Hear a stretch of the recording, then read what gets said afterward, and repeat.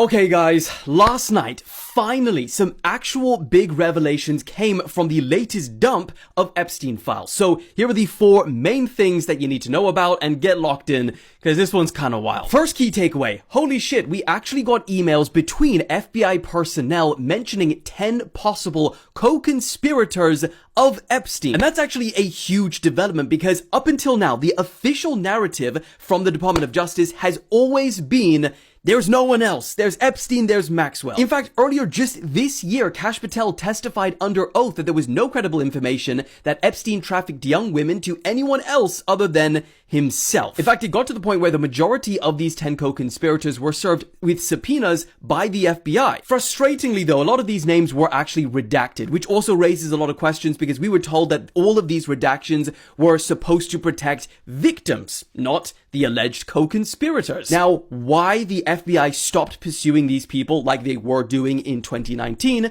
is unknown. Second key takeaway is that Trump is actually mentioned a lot in these files that dropped last night, unlike the first batch. Now, to be clear, there are a number of documents from these files which mention Trump that are either tips or just unproven allegations, but also pieces that are verifiably false, and we'll get into that in a second. But one of the most credible things so far is that in a 2020 email, a federal prosecutor spoke about receiving new flight records showing that Trump had traveled on Epstein's jet many more times than even they were previously aware of. Again, still no smoking gun, but jeez, it is starting to get dicey now. Third is that there was a wild email in these files from someone who described themselves only as Invisible Man and just the letter A. And they were asking Ghislaine Maxwell if she had found any new inappropriate friends for them yet. And we know that this person has got to be pretty important because they were at a summer camp at the time of sending this email for the royal family.